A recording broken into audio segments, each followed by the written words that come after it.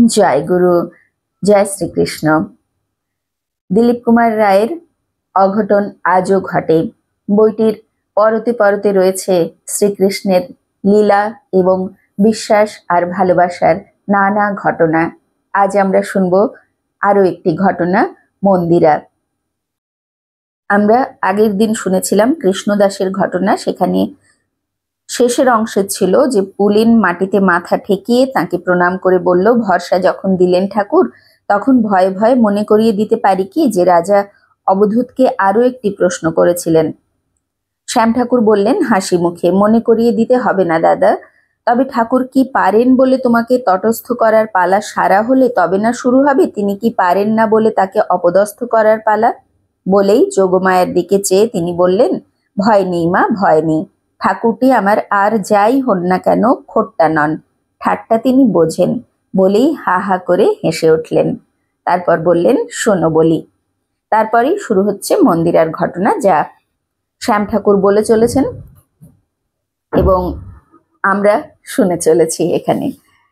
তো বারবারা হাততালি দিয়ে খুব খানিকক্ষণ হাসে, তারপর বলে, আপনাদের ধর্মে দাদা এই জিনিসটি আমার কি যে ভালো লাগে, এই ভগবানকে নিয়ে আপনাদের হাসি ঠাট্টা, যেন তিনি ঠিক আমাদের বন্ধু, সাথী, আপনজন। আমাদের খ্রিশ্চানিটির অনেক কিছুই আমার মন টানে। কেবল সময়ে সময়ে মনে হয় যেন বড় বেশি গুরু গম্ভীর। হাঁপিয়ে উঠে। সারা বাইবেলে হাসির চিহ্নও নেই। শুধু যিশুর শিষ্যরাই নয়, তিনি নিজেও কোথাও একটি বারও হাসেননি। হাসি ঠাট্টা তো দূরের কথা। জানেন, এ নিয়ে আমরা স্কুলে সময়ে সময়ে চুপি চুপি বলাবলি করতাম। সেন্ট ম্যাথিউ আমাদের শাসিয়েছেন যে স্বর্গরাজ্যে দে নাইদার ম্যারি নর আর গিভেন ইন ম্যারেজ। কিন্তু ধরো যদি সেখানে গিয়ে দেখি দে নাইদার লাভ নর টলারেট লাফটার, তাহলে? তবু ক্রিশ্চান সংস্কার তো দাদা, সব বুঝেও ব্লাসফেমির নামে কেমন যেন একটু ভয় ভয় করে। অসিত হেসে বলে, জানি আমাদের সংস্কৃত ভাষায় ওই কথাটির প্রতিশব্দ নেই। তাই ভাগবতে আছে, অর্জুন যেমন কৃষ্ণকে মিথ্যুক বলে ঠাট্টা করতেও ডরাতেন না, ওদিকে ঠাকুরও সেই ঠাট্টাকে ঠাট্টা বলেই চিনে নিয়ে অর্জুনের হাসির দোয়ার দিতেন, নিজেও হেসে। তপতি বলে, ঠাট্টা বলছো কি দাদা? ধমক বলো। আমাদের ভক্তেরা কি ঠাকুরকে ধমকে দিত পেছপা হতেন নাকি? বলো না ওকে সনাতনের গল্প। অসিত বলে, হ্যাঁ, সে এক কাণ্ড, বলবার মতনই বটে। আরো এই জন্যে যে এই অঘটনটা গল্প নয়, সত্যি। শোনো বলি। সনাতন ছিলেন বৃন্দাবনে। ঠাকুরকে এমনই বেঁধেছিলেন তার প্রেমের রশি দিয়ে যে ঠাকুর তার বিগ্রহ থেকে ফুটে বেরিয়ে এসে রোজ ভক্তের সঙ্গে ভাগাভাগি করে খেতেন, যা তিনি রেঁধে দিতেন। একদিন হয়েছে কি, ঠাকুর বললেন ঠোঁট ফুলিয়ে, বাল গোপাল, কচি শিশু তো, বললেন, শাক আলু নিজে খাই কি করে, নুন দাও। অমনি সনাতন এক ধমক দিলেন, অবুঝ হয়েও না ঠাকুর, আমি নিঃস্ব ভিখিরি মানুষ, ভিক্ষে করে যা পাই তোমাকে এনে খাওয়াই। নুন আজ জোটেনি, কি করব বলো? তোমাকে নিয়ে পেরে ওঠা খুব ভার হয়েছে। আজ বায়না ধরলে নুন দাও, কাল বলবে খিচুড়ি চাই, পরশু বলবে মালপো মন্ডা চাই। আর জ্বালাতন করো না ঠাকুর, ওই যা জুটেছে খাও সোনা হেন মুখ করে। ঠাকুর আর কি করেন, ওই আলুনি শাক ভাতি খেলেন মুখটি চুন করে। ভক্তের ধমক বলতে তো পারেন না যে সইব না। কিন্তু দেরি হয়ে যাচ্ছে, বলি শোনো শ্যাম ঠাকুরের দ্বিতীয় গল্প, ঠাকুর কি পারেন না। অসিত বলে, শ্যাম ঠাকুর পুলিনের দিকে চেয়ে বললেন, কথকের স্বধর্ম প্রগল্ভতা। তাই একটু ভূমিকা করি দাদা। সাহেব পুরাণে একে বুঝি বলে প্রলগ, না না, মোরাল বুঝি বলে। নামমাত্র হেসেই গম্ভীর হয়ে শুরু করলেন তিনি। ভাগবতে একটি শ্লোক আছে, স্বপাদমূলং ভজত প্রিয়স্য তক্তান্ন ভাবস্য হরি পরেশ বিকর্ম যচ্চ পতিতং কথঞ্চিত ধুনতি সর্বং হৃদি সন্নিবিষ্ট।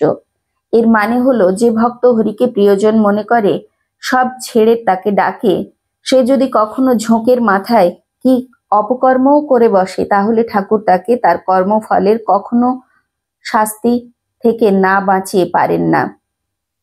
ঘরোয়া ভাষায় এর টিকা করতে হলে বলতে হয়, যেহেতু ঠাকুর শক্তের কাছে গরম হলেও ভক্তের কাছে নরম, সেহেতু যে ভক্ত ভুল করে বিপাকে পড়েছে তাকেও উদ্ধার করতে ছুটে না গিয়ে হাত গুটিয়ে বসে থাকতে পারেন না তিনি। ব্যাস এইটুকুই গৌরচন্দ্রিকা। অর্থ নারায়ণং নমস্কৃত্য অবহিত হও। বলে শ্যাম ঠাকুর গঙ্গা জলে ফের গলা ভিজিয়ে শুরু করলেন। তখন আমি সবে গুরুদেবের কাছে দীক্ষা নিয়েছি, এখানে ওখানে পাঠও দিচ্ছি বইকি, প্রাণের মায়া ছেড়ে। এমন সময় একদিন আমার কাছে আনন্দপুর থেকে তার এসে হাজির। সামনের গুরু পূর্ণিমায় আমাকে পাঠ দিতে হবে। নিমন্ত্রণকর্তা আমারই এক পিস্তুত ভাই, আনন্দপুরে ডাক্তারি করে খুব পসার জমিয়েছিলেন। এবার এগুবার আগে একটু পেছোতে হবে, নাটকের আগে কুশীলব চাই না। আমার পিসেমশাই ফণীভূষণ রায় আনন্দপুরে ডাক্তারি করে খুব নাম করেছিলেন, টাকার তো কথাই নেই।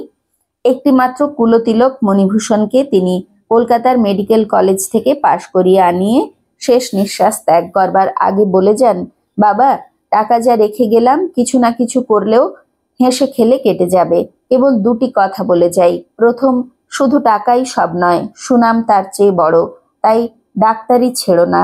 দুই, গৃহদেবতার সেবা যেন কোনো দিন বন্ধ না হয়, তাহলে আমি মরেও শান্তি পাবো না। মণিদা পিসেমশাইয়ের কথা অমান্য করেনি। আনন্দপুরে সুচিকিৎসক হয়ে উঠে যশ ও অর্থ দুই উপার্জন করেছিল প্রচুর। পিসেমশাইয়ের দেহান্তের পরে মস্ত বাগানের ঠিক মাঝখানে রাধাশ্যামের মন্দিরটি নতুন করে গড়িয়ে পূজারি রেখে নিয়মিত পুজো করাতেন। নিজের তেমন কোনো বিশ্বাস না থাকা সত্ত্বেও মাঝে মাঝে মন্দিরে উৎসবও হতো যথাবিধি। ভাগবত, পণ্ডিত, কথক, কীর্তনিয়া এদের ডাকা হতো। ঘটা করে কাঙালি ভোজনও বাদ যেত না। মণিদার প্রথম পক্ষের স্ত্রী বিমলা বৌদি ছিলেন সেকেলে মেয়ে, কাজেই মন্দির পেয়ে শুধু যে ব্রত পার্বণ পুজো আচ্চায় মেতে উঠলেন তাই নয়, দেখতে দেখতে ঠাকুরকেও ডাকতে শিখলেন। আমার সঙ্গে তার খুব ভাব ছিল। তার একটি মাত্র সন্তান মেয়ে, আর কালো বলে প্রথম দিকে তার মনে একটু খেদ ছিল বইকি, কিন্তু দিনে দিনে মেয়ে এমন সুশ্রী ও মনোরমা হয়ে গড়ে উঠল যে বৌদির মনের আঁধার কেটে গেল। আরও এই জন্যে যে মেয়েও দেখতে দেখতে হয়ে উঠল ভক্তিমতী, মার দেখা দেখি।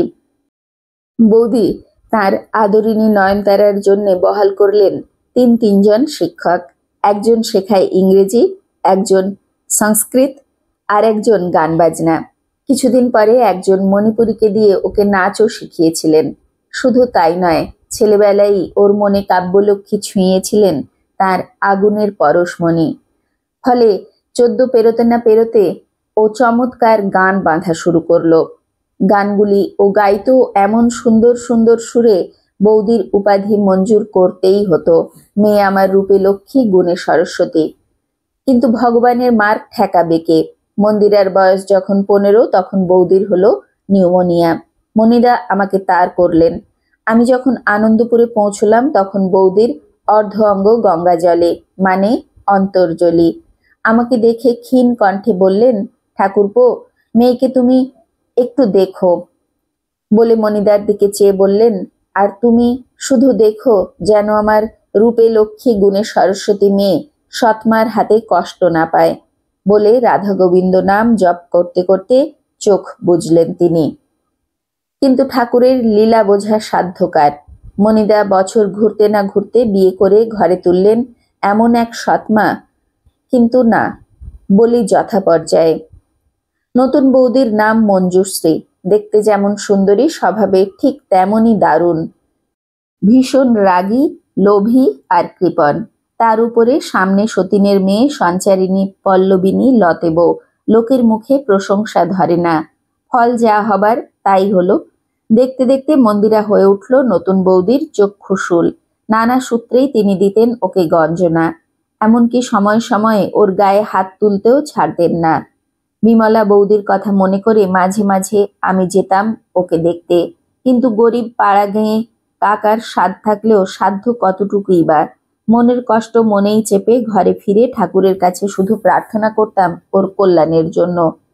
কিন্তু ক্রমশ নতুন বৌদি হয়ে উঠলেন, কি বলবো, সাক্ষাৎ উগ্রচণ্ডী। চাকর চাকরানীরা তার নাম দিয়েছিল রায় বাঘিনী। মন্দিরের লাঞ্ছনা গঞ্জনা দিনে দিনে বেড়েই চলল। শেষে একদিন আর পারলাম না, মণিদাকে বললাম। কিন্তু মণিদা তখন বৌদির কথায় ওঠে বসে, মেয়েকে ভালোবাসলেও প্রকাশ্যে তার হয়ে একটা কথা বলবারও সাহস পেত না। তাই ঘরে নিত্য নতুন অশান্তি ফেঁপে উঠলেও মনিদা নিশ্চুপ। ভাবতাম মোহ মানুষকে এমনই ভেড়াই বানায় বটে, কিন্তু ক্রমশ মনিদা যে মনিদা সেও উসখুস শুরু করলো। কারণ বৌদি শেষটায় এমন কঞ্জুস হয়ে উঠলেন যে বাজার খরচের 2-4 পয়সার হিসেব নিয়েও চাকর দাসীদের সঙ্গে বাঁধাতেন কুরুক্ষেত্র। কোনো চাকরানি টিকত না 2-3 মাসের বেশি। বৌদির হিসেবিয়ানা দেখে সময়ে সময়ে হাসবো না কাঁদবো ভেবে পেতাম না। হাসি আসতো সেই কৃপণের কথা ভেবে, যে বলেছিল, এ কি প্রাণ যে এক কথায় দিয়ে দেব, এ টাকা।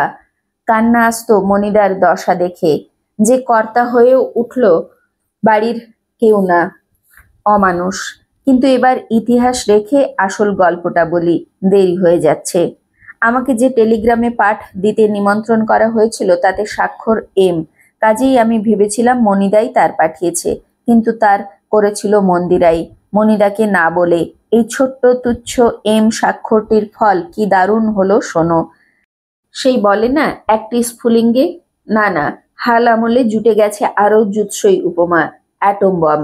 কেবল ফাটলো কিভাবে সেটাই বলি শোনো।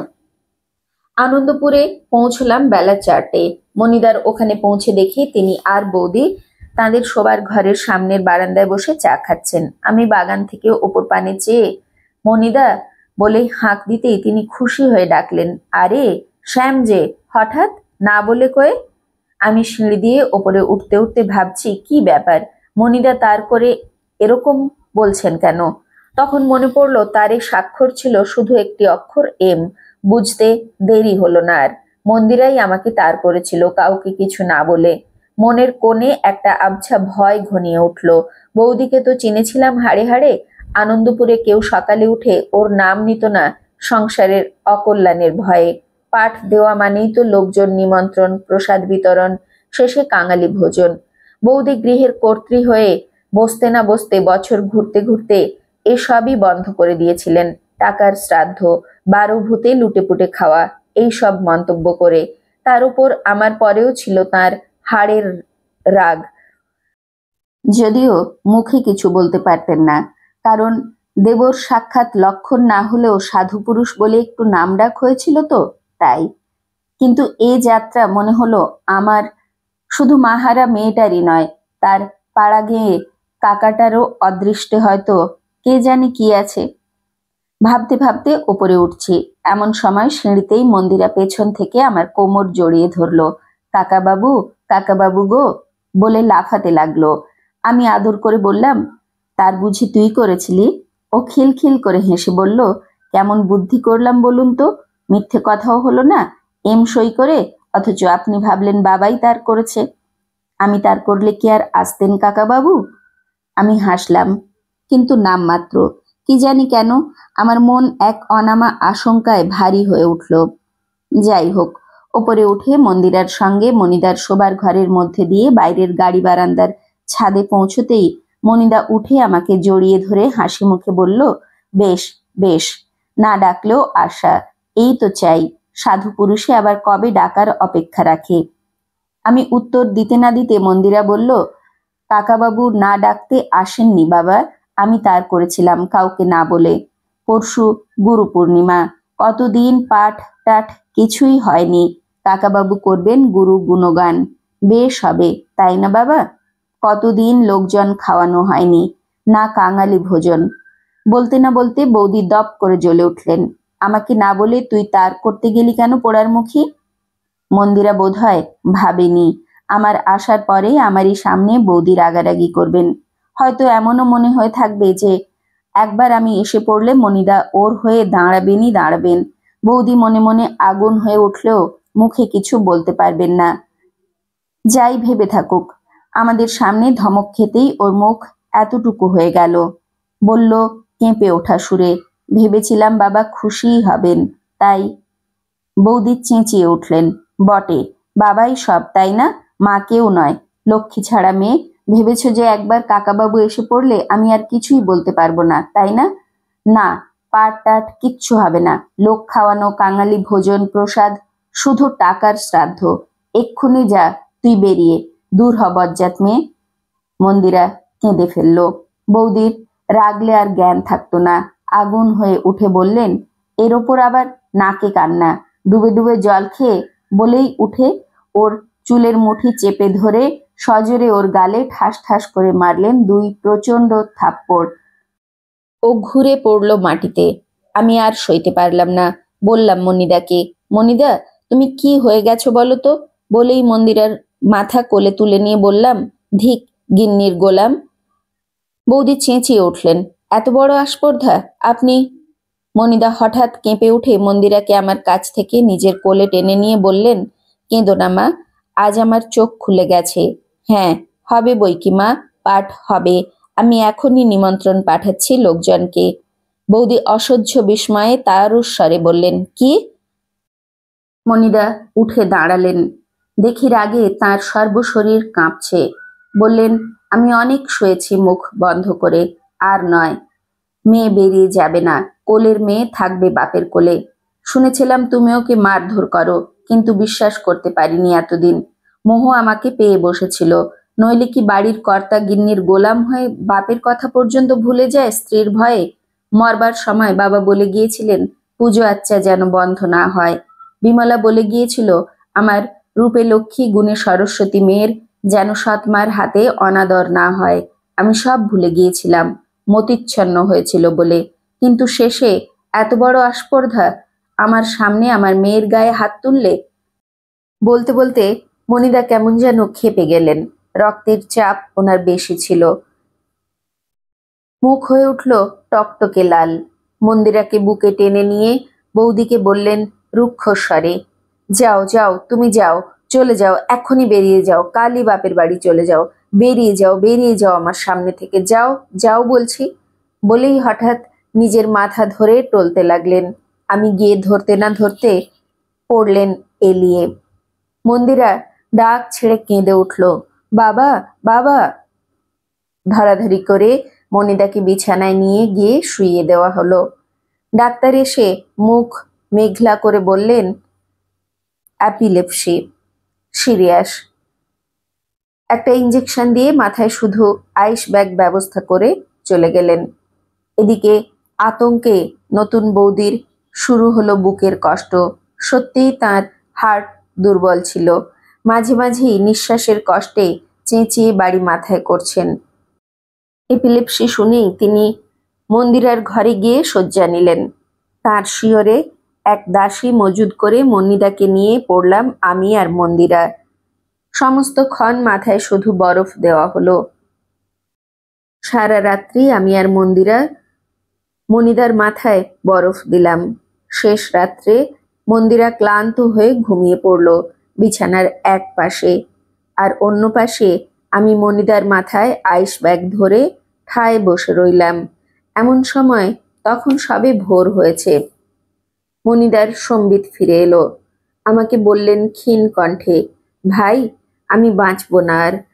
পক্ষাঘাতে বাঁ দিকটা পড়ে গেছে, আর একটা স্ট্রোক হতে না হতে শেষ হয়ে যাব। উফ, মাথার মধ্যে। বলেই মনিদা ফের চোখ বুজলেন। মিনিট 15 পরে ফের চোখ মেলে আমাকে বললেন, ভাই আমার পাপের শাস্তি ঠিকই হয়েছে, কেবল একটি অনুরোধ, আমার অন্তিম অনুরোধ। শোনো, ওই লোহার সিন্দুকটা খোলো, আমার বালিশের নিচে চাবি। হ্যাঁ, ওই বাঁ দিকে 15খানি 1000 টাকার নোট আছে, নিয়ে এসো না। আমি কি করব এ নিয়ে? এ তোমার কাছে রইল ভাই, মন্দিরার যৌতুক, তুমি তার বিয়ে দিও। বলতে বলতে মনিদার দুগাল বেয়ে অবিশ্রান্ত জল গড়িয়ে বালিশে পড়তে লাগলো। আমি চোখ মুছিয়ে দিয়ে বললাম, মনিদা তুমি সেরে উঠে নিজেই ওর বিয়ে দিও ভাই। মনিদা ম্লান হাসলেন। বললেন, কাকে বোঝাচ্ছ ভাই? আমি নিজে ডাক্তার, জানি তো আমার কি হয়েছে। না, আমার আর আশা নেই, কিন্তু সে যাক। শোনো, আর সময় বেশি নেই। এই 15,000 টাকার কথা কাউকে বলো না এখন। মন্দিরার পাত্র ঠিক হলেই যখন তুমি ওকে সম্প্রদান করবে তখন দিও ওর হাতে, এই বলে রাখলাম। ওর এ ছাড়া আর কিছুই নেই আজ। অন্ধ আমি, আমার যা কিছু আছে সবই তোমার নতুন বৌদির নামে লিখে দিয়েছি দানপত্রে। লক্ষ্মী প্রতিমা মেয়েকে বঞ্চিত করে, সেই পাপেই বুঝি আমার। বলেই মনিদা হাউমাউ করে শিশুর মতো কেঁদে উঠেই উফ বলেই নেতিয়ে পড়লেন। খানিক বাদে ডাক্তার এসে মাথা নেড়ে চলে গেলেন। তখন নতুন বৌদির সে কি মরা কান্না। কিন্তু যাক, এসব ফালতু কথা, যাকে নিয়ে গল্প তার কথাতেই আসি। মন্দিরার কাতর অনুরোধে মনিদার শ্রাদ্ধ পর্যন্ত থেকে যেতে হলো, আরও এই জন্য যে ওর যৌতুকের ব্যবস্থার কথা শ্রাদ্ধ শান্তির আগে ওকে বলা সম্ভব ছিল না, অথচ কথাটা ওকে না বললেও নয়।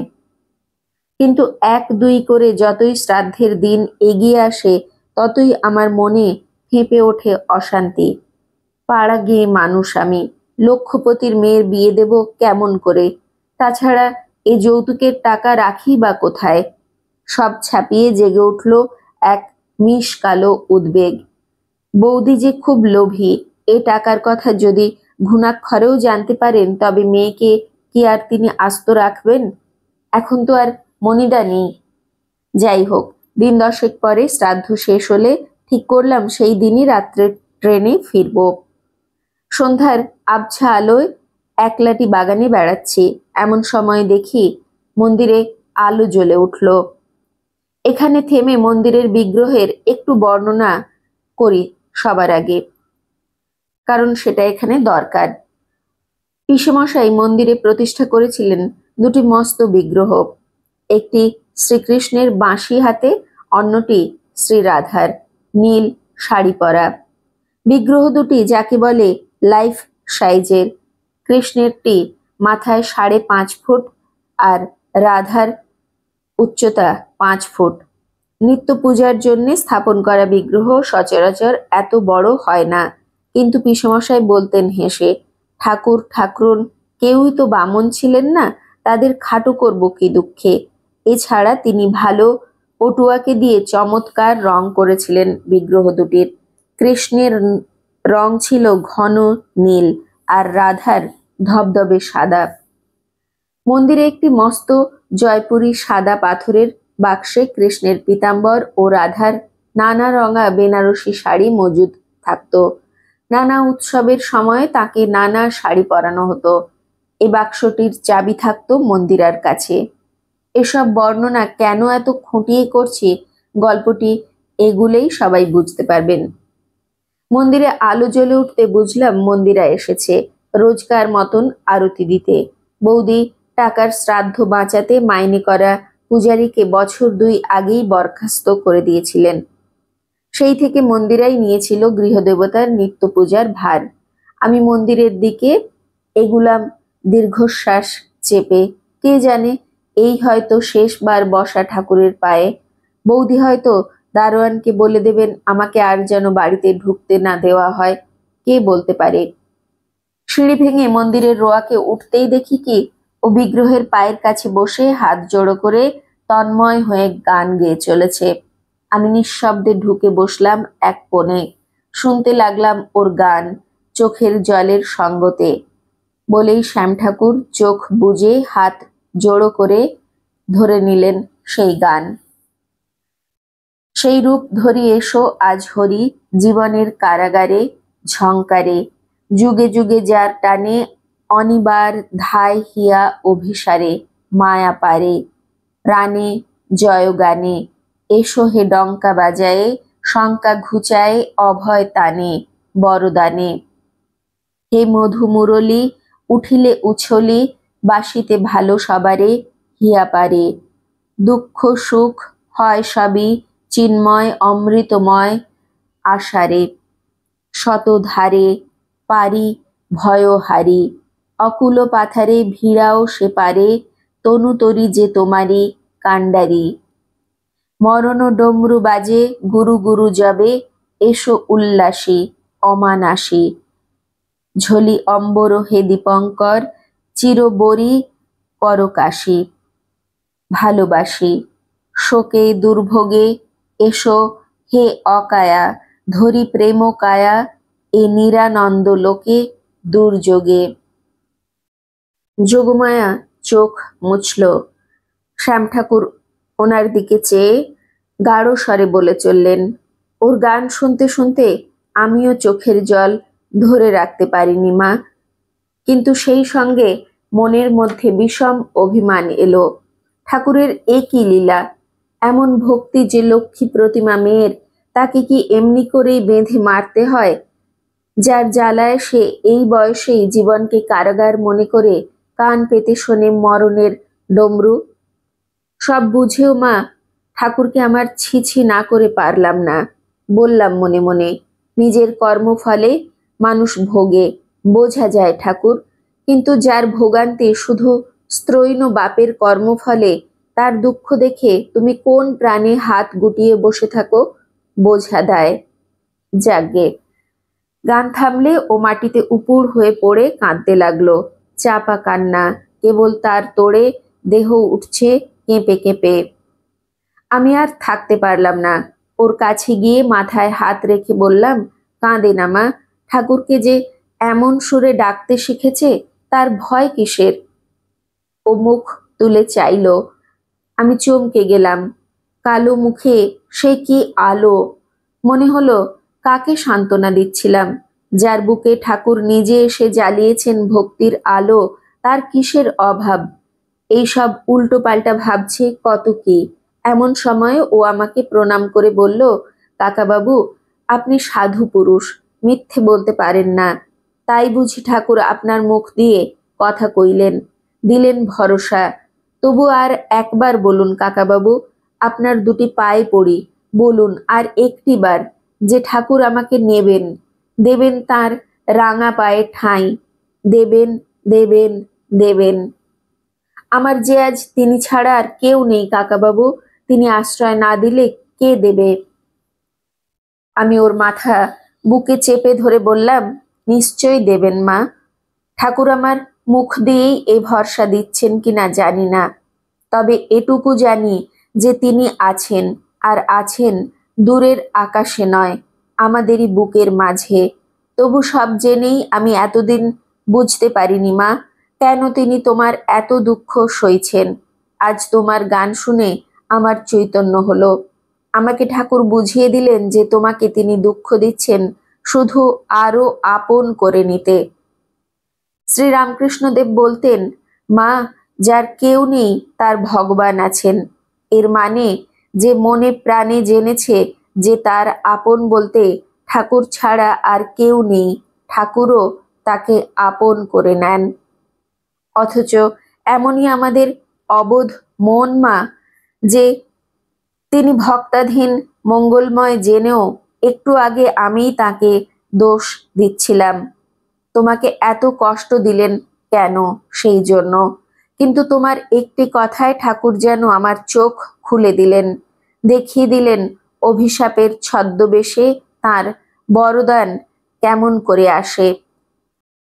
ধরো, যদি তুমি শুধু বড় মানুষের মেয়ে হয়ে বরাবর বিলাস ও আদরের কোলে টইটুম্বুর সুখেই মানুষ হতে, তাহলে ঠাকুরের পায়ে ভক্তি তোমার হয়তো একটু আধটু আসতো, যেমন আর 5জন আদরিণী মেয়ের হয়।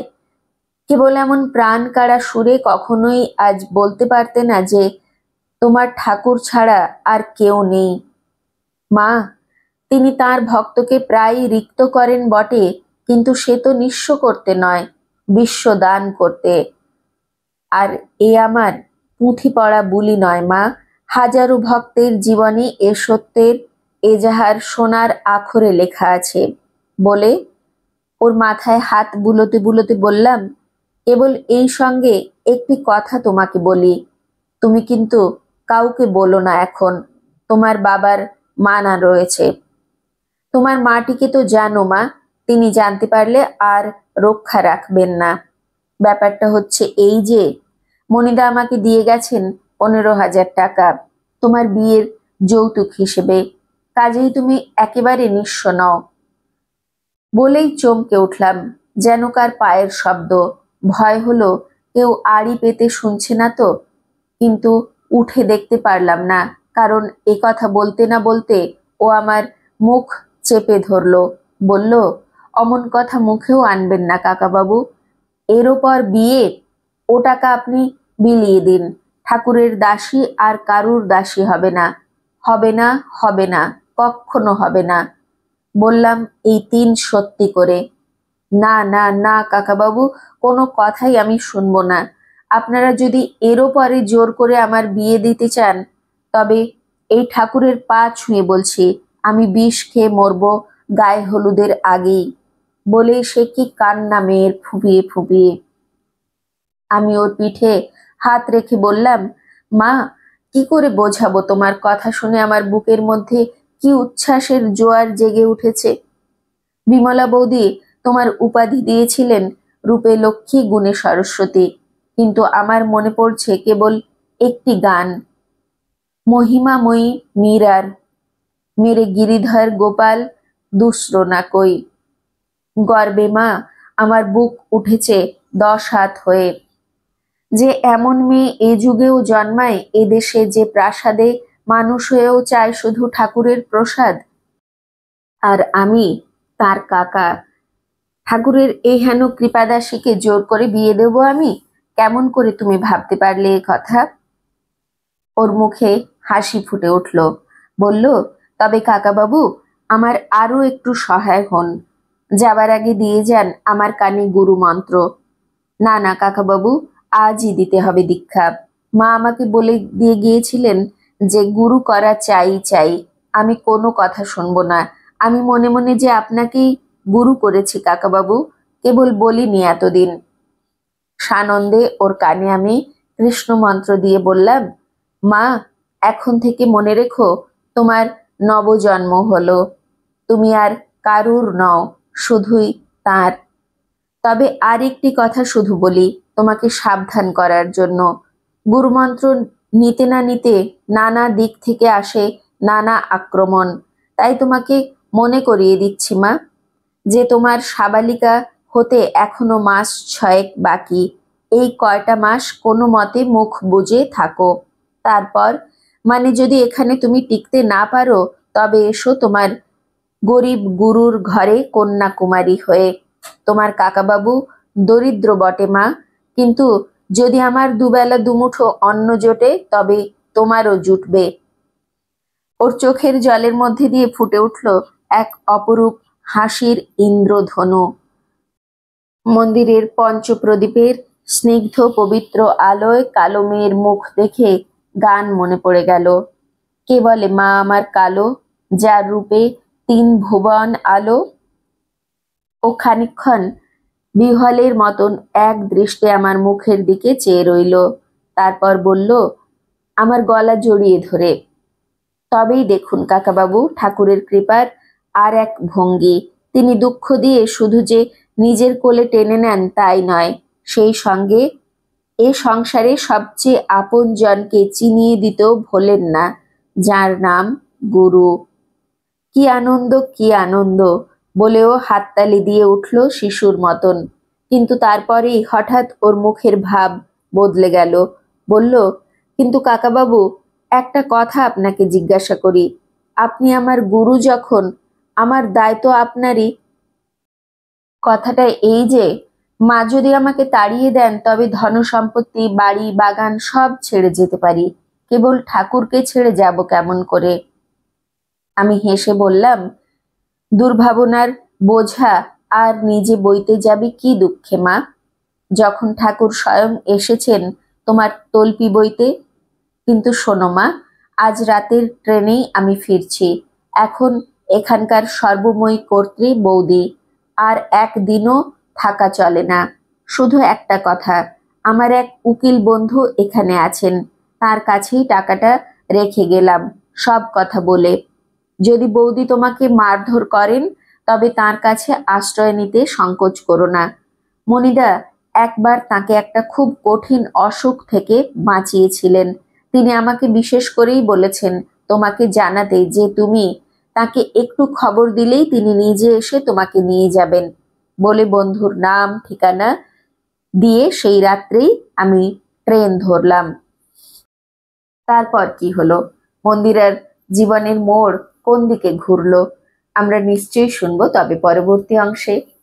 মন্দিরের জীবনীতে একটা সুর বারবার ফিরে ফিরে আসে, একটা কথা বারবার প্রমাণিত হয়, যে করে আমার আশ তার করি সর্বনাশ, তবু যদি না ছাড়ে পাশ তবে হই দাসের দাস।